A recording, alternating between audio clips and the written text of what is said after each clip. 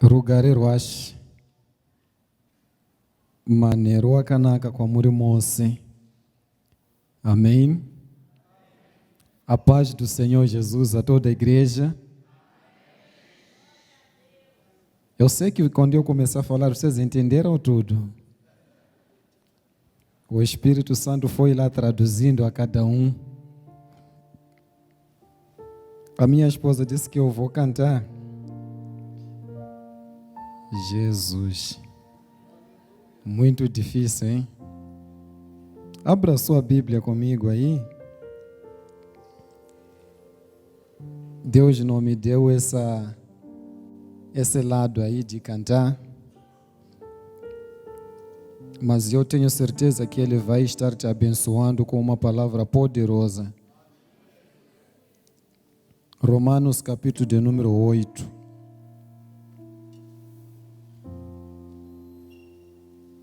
Eu quero nesse momento estar agradecendo essa oportunidade que esta igreja nos proporciona, na pessoa do pastor Salmo, do pastor Salmo, da pastora Cássia e todos os obreiros, os pastores. Queremos estender a nossa gratidão, não só por cuidar de mim, por cuidar da minha esposa, mas por cuidar de todos os meus irmãos moçambicanos. Que Deus ricamente abençoe vocês.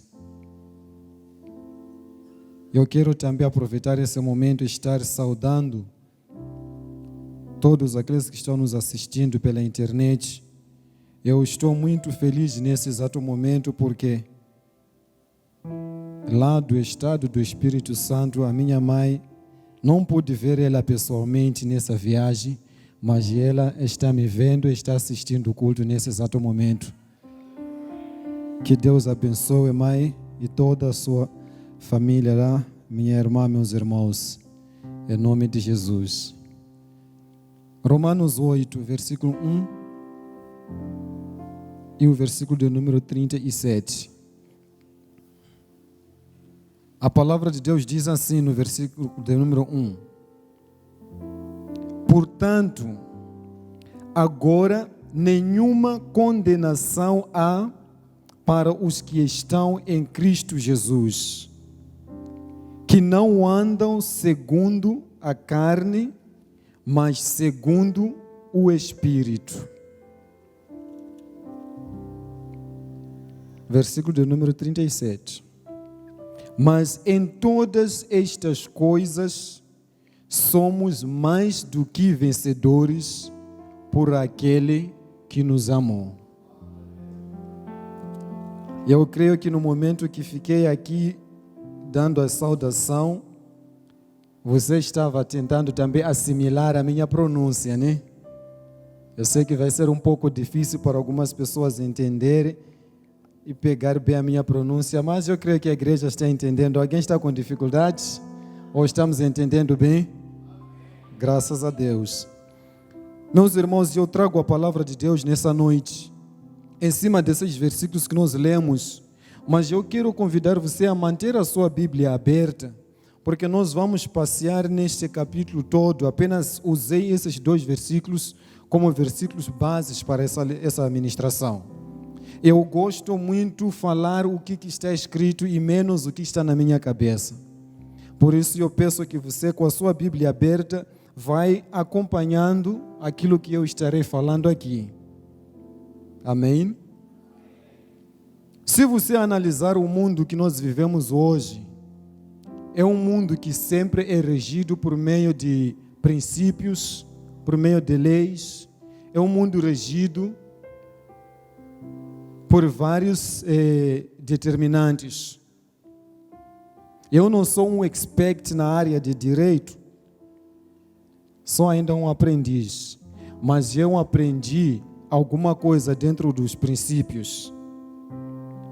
Há 2 princípios que eu tenho levado comigo, eu tenho guardado comigo, e eu procurei através desses 2 princípios entender também a palavra de Deus.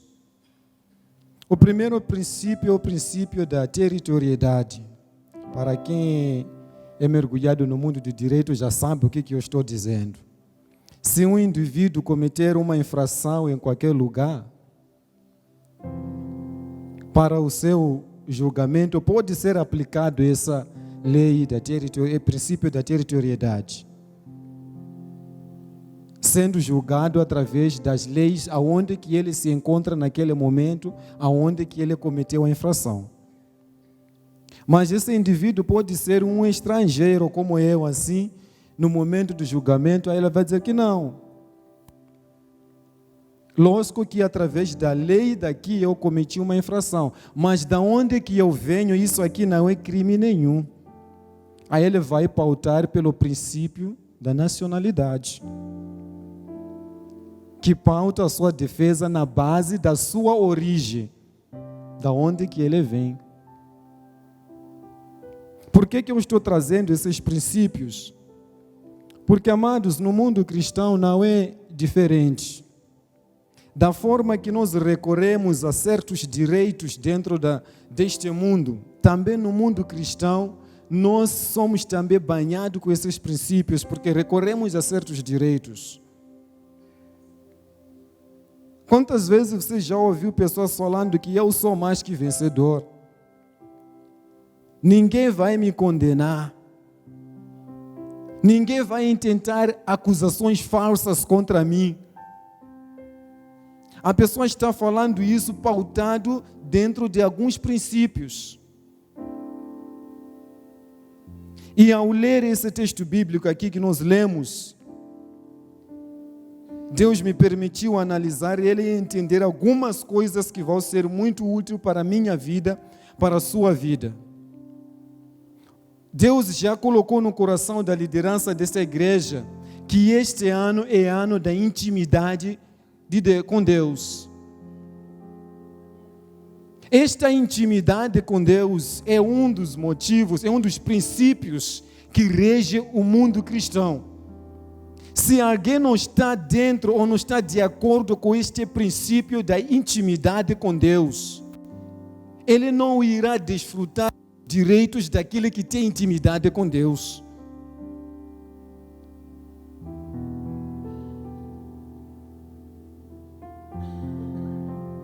Hoje nós encontramos várias ministrações, pessoas decretando, pessoas mandando, ordenando.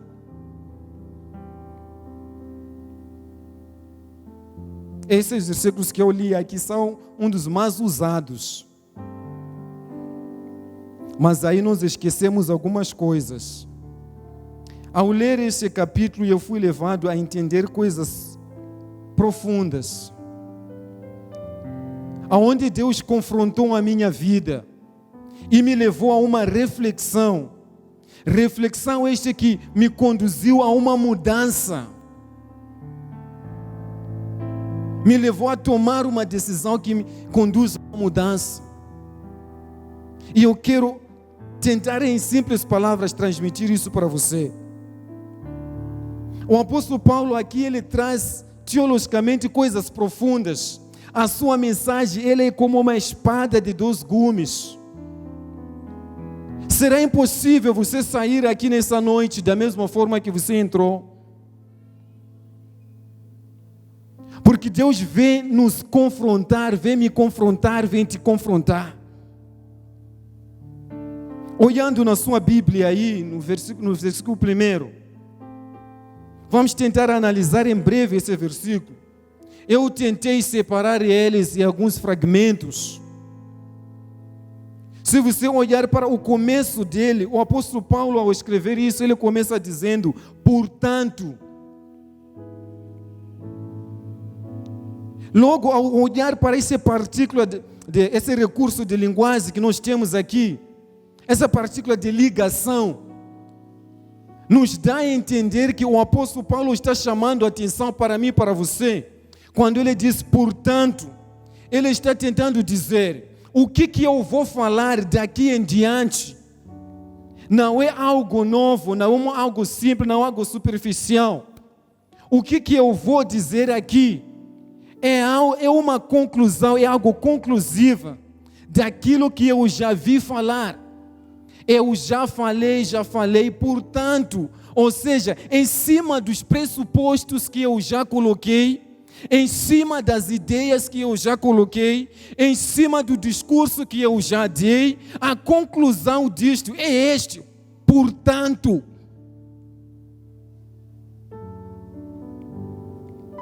Alguém está entendendo isso? Eu quero te dizer, ao ler este versículo 1 de capítulo 8 de Romanos, antes de você procurar entender o que este versículo está a dizer, o apóstolo Paulo está dizendo: primeiro volte atrás e veja o que eu falei. Antes de dar qualquer interpretação, volte atrás e veja o que eu escrevi. Porque o que eu escrevi, para ser entendido, é preciso entender o que eu já falei anteriormente. Levaria muito tempo para detalhar o que o apóstolo Paulo falou anteriormente. Mas se você voltar para o capítulo 6, do versículo 15 até o capítulo 7, versículo 6, o apóstolo Paulo vai começar a preparar o terreno. Ele vai começar a montar a base para depois falar o que está aqui no capítulo 8. Como que ele vai montar esta base? Ele traz um discurso sobre a antiga relação com o pecado e um novo relacionamento com Deus. Aonde ele vai estar trazendo expressões do tipo: será que nós vamos continuar, vamos permanecer no pecado? Vamos praticar mais o pecado porque estamos na graça? Ele faz essa pergunta e no final do versículo ele vai responder isso. Ele fala que de maneira nenhuma. Ele começa a mostrar essas fases, a fase do pecado, a fase do pecado. Ele vai passar mostrando essa conexão que está entre o pecado e a lei, passando para a graça. E ele não para por isso. Do capítulo 7, versículo 7 ao versículo 25, ele vai mostrar isso em prática. Vai dar o exemplo da sua própria experiência, a experiência da vida, o que ele vivenciou. Ele vai mostrar como que o pecado escravizou a sua vida. Quando ele estava debaixo do pecado, debaixo da lei do pecado.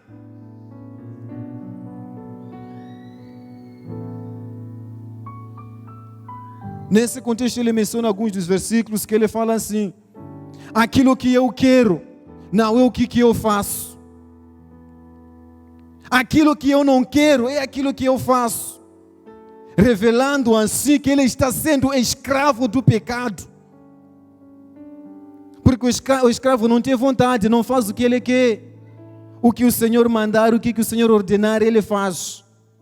Então o apóstolo Paulo vem preparando o terreno assim, mostrando que mesmo se nós estamos no pecado, se estamos no tempo do pecado, estamos no tempo da lei, a graça se manifestou. E se a graça se manifestou, não é por isso que nós temos que pecar. E aí entra no capítulo já 8, onde ele vai mostrar o outro lado da experiência dele. A primeira experiência ele mostra aqui como que ele era escravo no pecado. Mas na segunda experiência ele mostra então como que Deus livrou ele, libertou ele. A condição atual em que ele se encontrava. É onde ele menciona que não há nenhuma condenação àquele que está em Cristo. Esse é o estado que eu espero, é o estado que você espera, em que eu e você poderemos dizer: não há nenhuma condenação contra nós.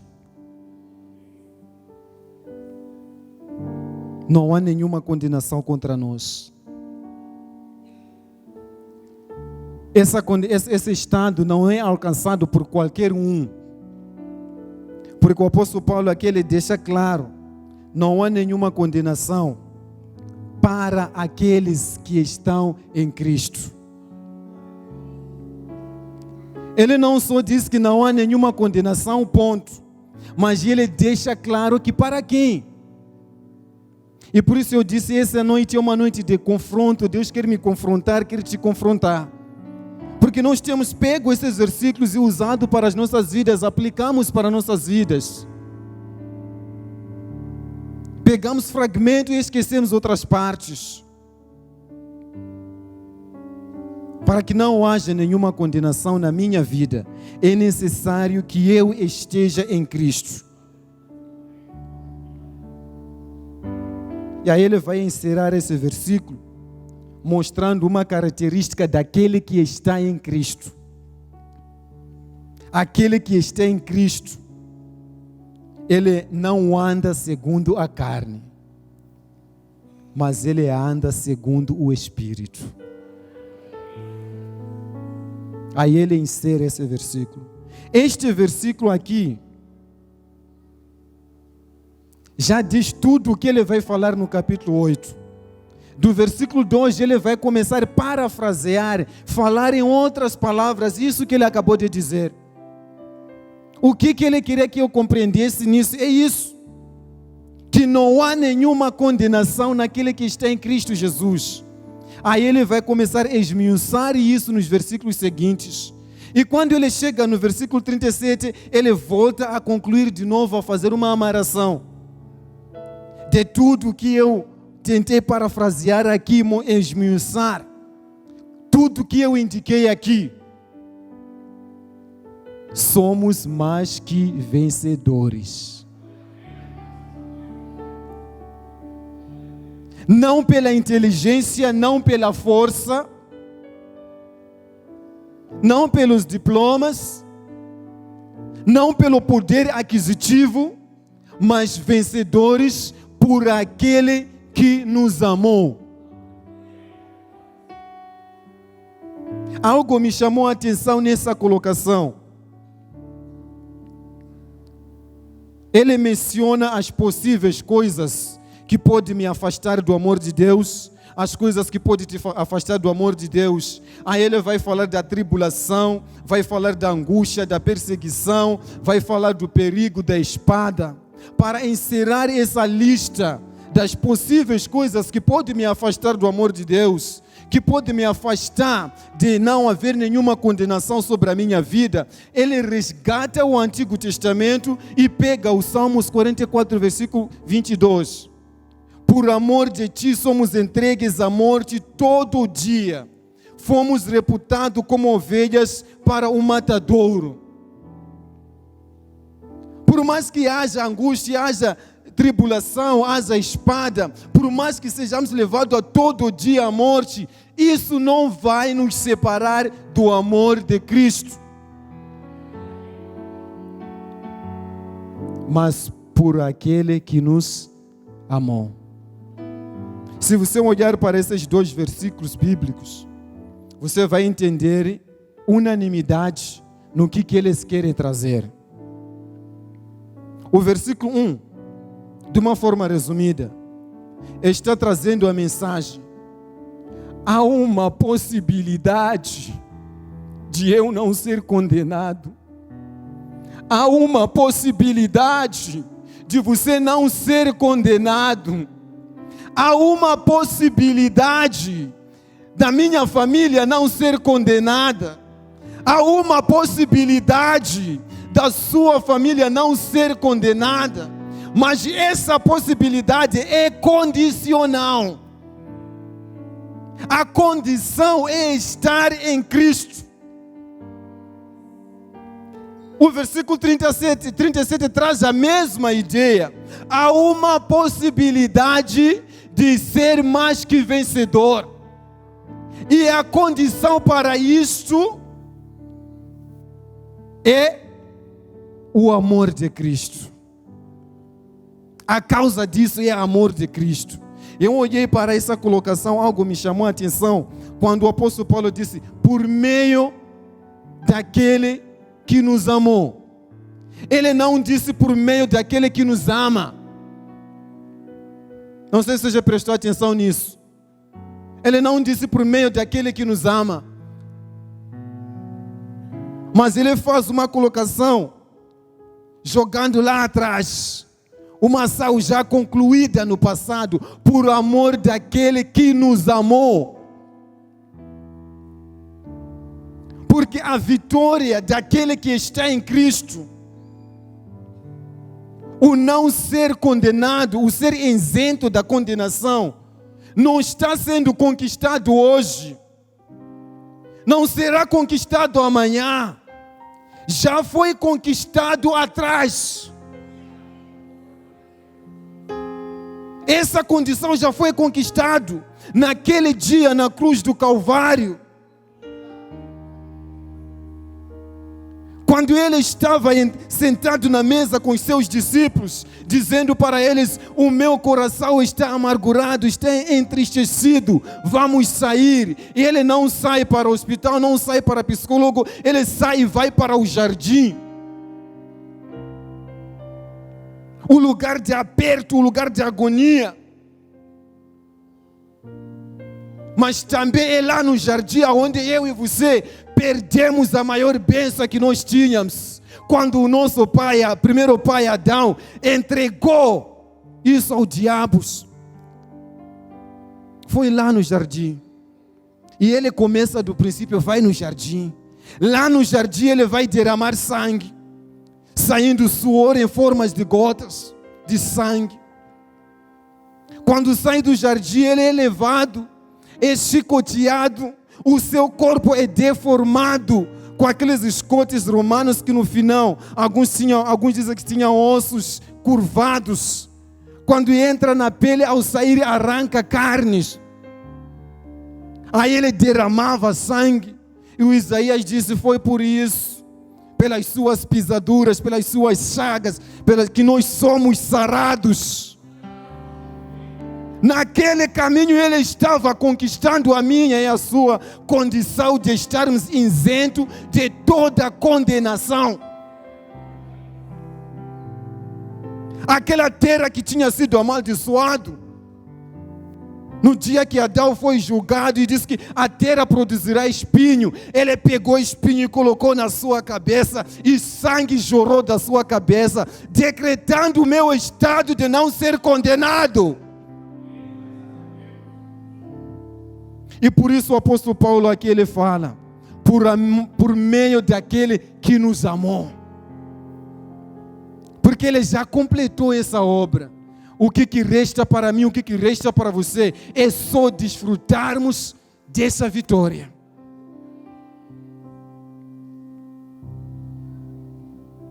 E será que eu estou desfrutando dessa vitória? Será que você está desfrutando dessa vitória? É o confronto que Deus quer. Essa reflexão que Deus quer me levar, quer te levar a pensar. Porque a conclusão de tudo isso é o simples. Essa vitória que já foi conquistada é só e somente para os íntimos de Deus. Só e somente para os íntimos de Deus. Eu posso sair, pegar trechos bíblicos, declarar tudo para a minha vida. Mas se eu não sou íntimo de Deus, eu sou como uma lata vazia que está soando. A minha palavra não terá efeito nenhum. Eu posso dizer para você nessa noite agora, declare que você é mais que um vencedor.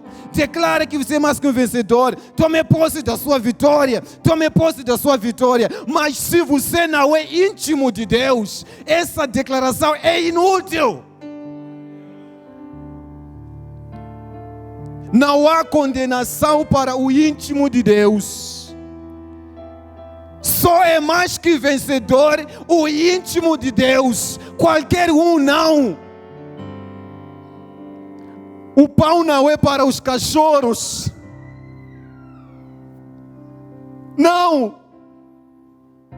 Vamos parar, igreja, de nos enganar. Vamos parar de passarmos a mão nas nossas cabeças. O que é para os filhos, é para os filhos.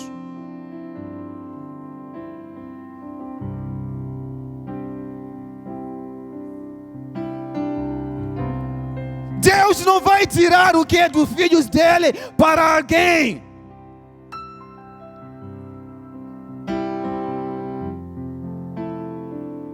Seja íntimo de Deus. Seja íntimo de Deus. A bênção dele é para aquele que está nele, porque é por ele que alguém alcança essa bênção.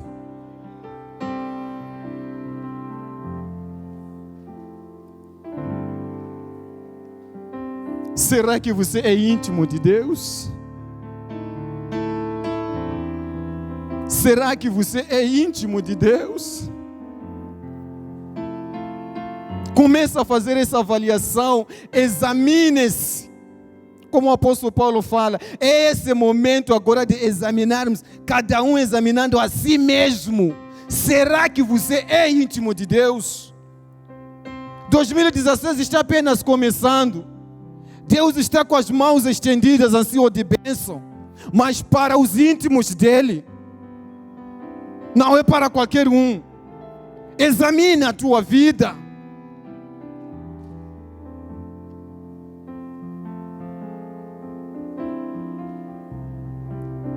Como que eu vou examinar?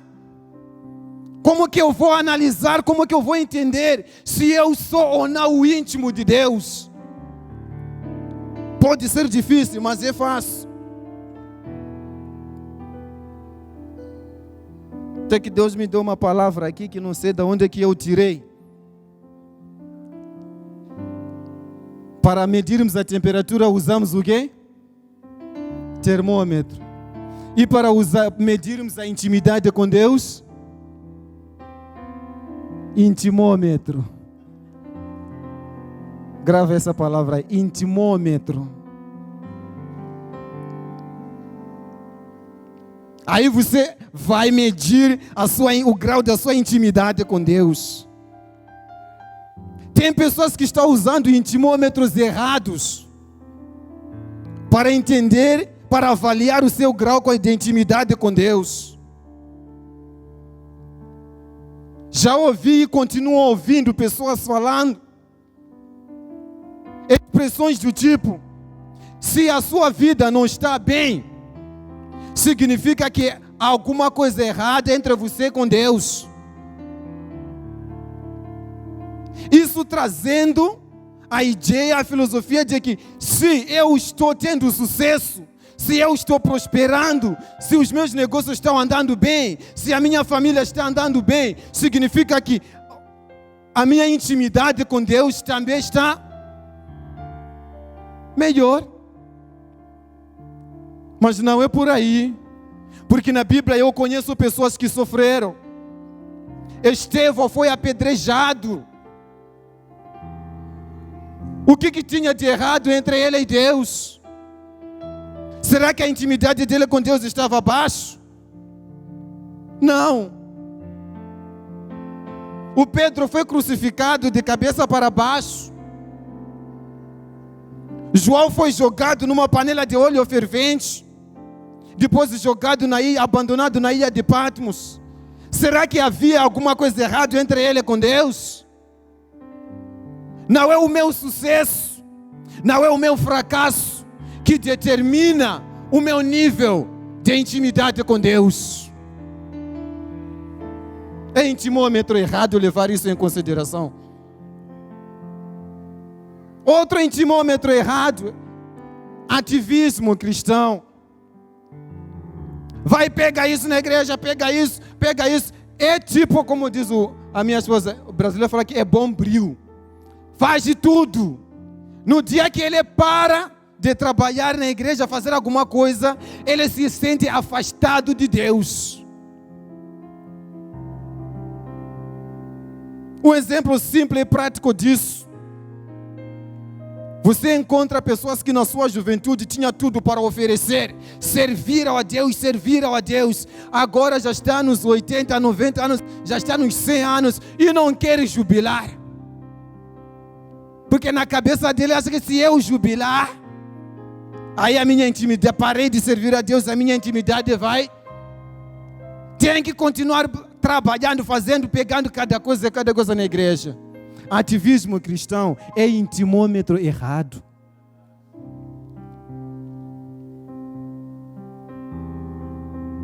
Tem outro que Deus colocou no meu coração.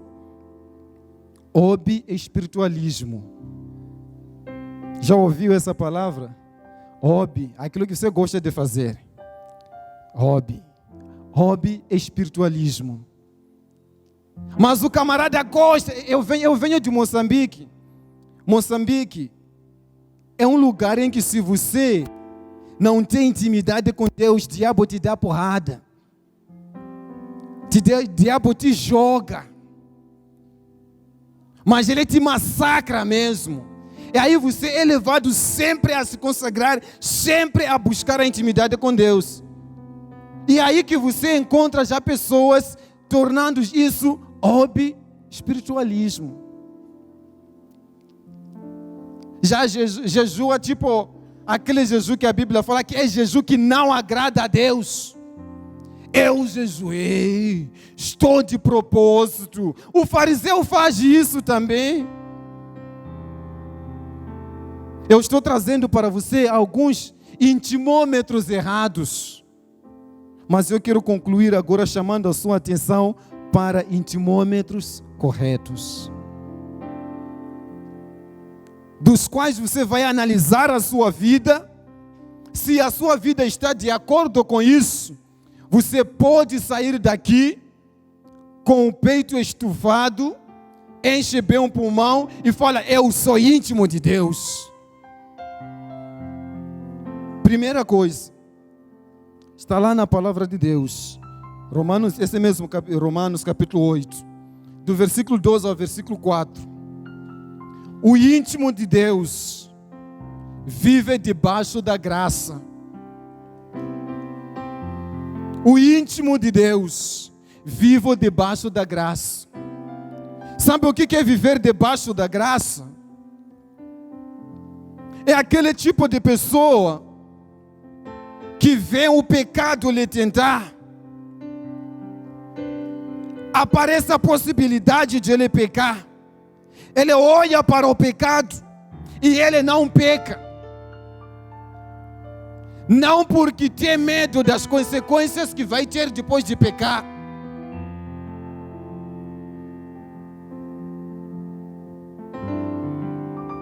Tem uns vídeos e as imagens que estão passando no Facebook falando sobre o adultério. Não sou nada contra disso, mas eu acho o terrorismo pastoral também. Aí se você adulterar, aí começa uma imagem, se o homem adulterar, aí aparece na cama dele, ele, a esposa e um demônio lá no meio, um vulto lá no meio. E aí a pessoa vai ver aquilo aí, começa a ficar com medo. Se eu adulterar, estou colocando esse demônio entre eu e minha esposa. A pessoa deixa de adulterar porque tem medo desse demônio. Você está vivendo debaixo da lei, não está debaixo da graça. Quem vive debaixo da graça, ele olha para o adultério e diz: eu não vou me adulterar, não porque tenho medo de colocar demônio no meio do meu casamento, no meio da minha família, mas porque eu escolhi não adulterar.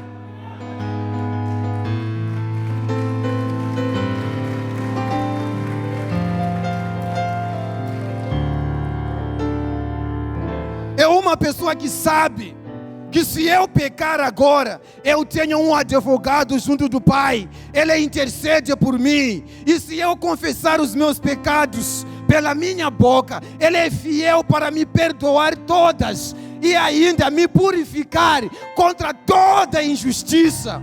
Mas mesmo assim, eu não vou pecar, porque estou debaixo da graça. Esse é íntimo de Deus. Você não precisa ser amedrontado para não pecar. Você não precisa temer alguma coisa para não pecar. Você precisa escolher, fazer decisão. Eu não quero pecar, porque eu quero ser íntimo do Pai. Se você faz assim, pode estufar o peito, enche o pulmão de ar e diga: eu sou íntimo de Deus.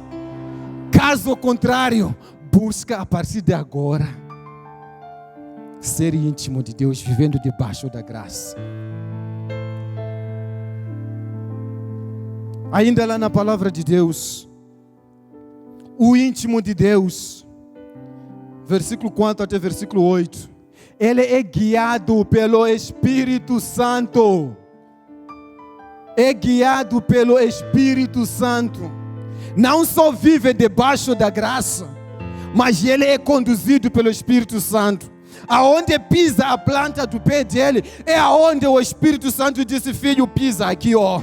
Filho, pisa aqui. E ele vai seguindo. Para isso, implica que eu tenha ouvidos espirituais.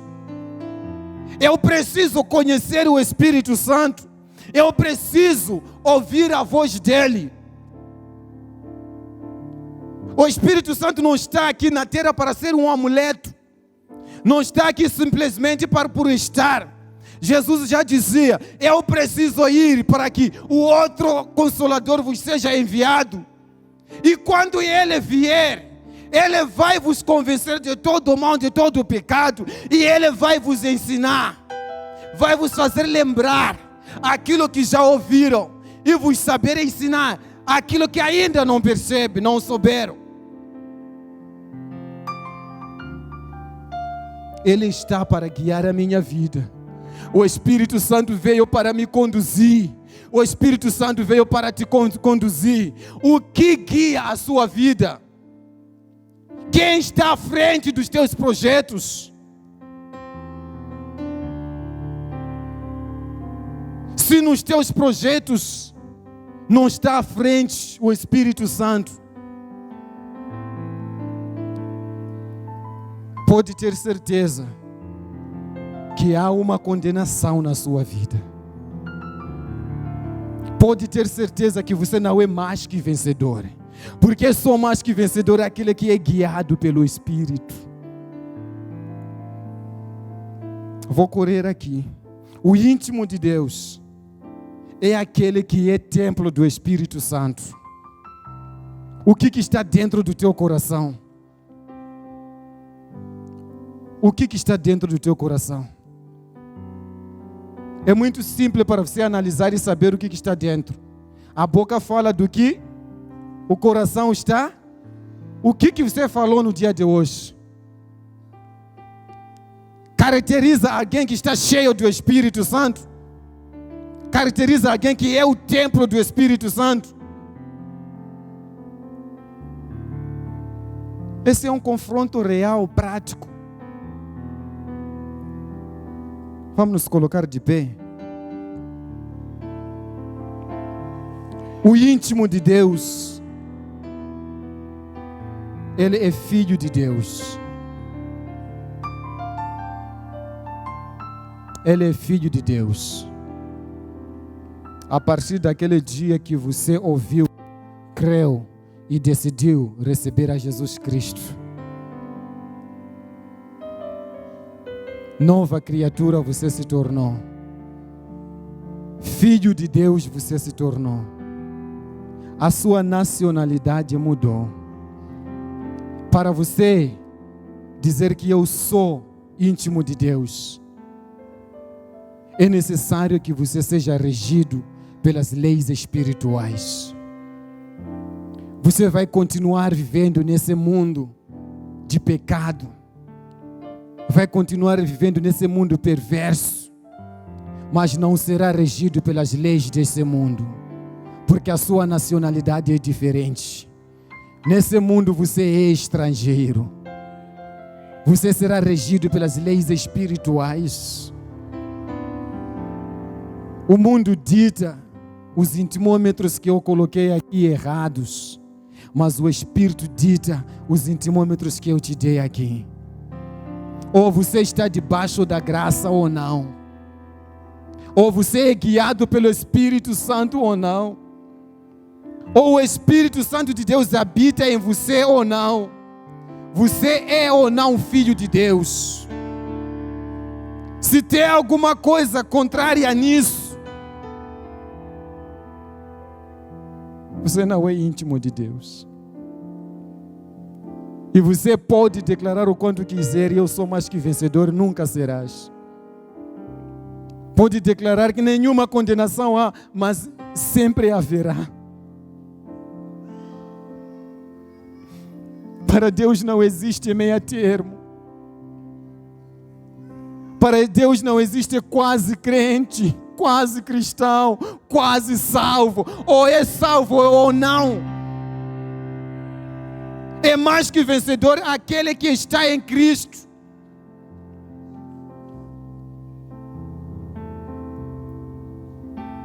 Nós vamos cantar. Enquanto cantamos, eu tenho certeza que você já fez essa reflexão. Você já sabe se você é íntimo de Deus ou não. Se a nuvem da graça não está sobre a tua vida, se o Espírito Santo não está conduzindo os teus passos, se Ele não está preenchendo você na totalidade. Eu não estou falando que estou de andar com o Espírito. O Espírito Santo não veio para andar conosco. O Espírito Santo veio para estar em nós. O Espírito Santo não quer estar do meu lado, na minha frente, a minha atrás, me rodear, não. O Espírito Santo quer estar dentro de mim. Se Ele não está, alguma coisa está errado. Se DNA de Deus não está em você, você não é filho de Deus, porque eu sou filho, aquele que DNA bate. E DNA de Deus não é achado no sangue, na pele, no cabelo, na saliva. Não. DNA de Deus é achado na alma. Como está a situação da sua alma? A sua vontade? Os teus sentimentos? O seu entendimento?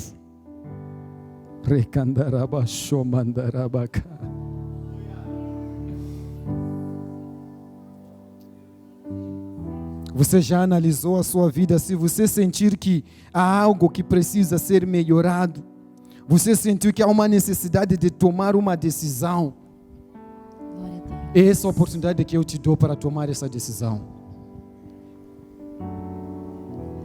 Dá um passo de fé, chega ao altar do Senhor. Eu nasci para te chamar de Deus. Eu nasci para te chamar de Pai. Andar do seu lado. Quando nós somos confrontados, somos obrigados a tomar certas decisões. Senhor, desde o ventre da minha mãe, se você está aqui tomando decisão, eu não estou a falar simplesmente para um novo convertido, eu estou a falar para pessoas que já estão na igreja. Se vivo obediente, você que diz que eu quero viver debaixo da nuvem da graça, vem aqui à frente. Mas todo dia o pecado vem. Eu quero ser guiado pelo Espírito Santo, vem aqui à frente. Todo dia as propostas vêm. Me chama. Todo dia o pecado vem. Mas eu escolho Deus. Eu escolho ser amigo de Deus. Eu escolho Cristo todo dia. Já morri pra minha vida, agora eu vivo a vida de Deus. Mas eu escolho Deus. Eu escolho ser amigo de Deus. Eu escolho Cristo todo dia. Eu quero orar agora. Já morri pra minha vida. Se você ainda está a se decidir, faça rápido a sua decisão. Senhor, o tempo não está ao nosso favor. Eu nasci para te chamar de Ele está voltando. Eu nasci para te chamar de Pai. A hora de você fazer a sua decisão é esta. Não brinque com Deus. Senhor, desde o ventre Não da queime o minha seu mãe, tempo. Eu sou povo exclusivo seu. Faça a melhor decisão Eu da sou sua vida. abençoado. Seja íntimo de Deus. Vivo obediente. Pode aproximar mais aqui. Chegue mais aqui à frente. Mas todo dia o pecado vem e me chama.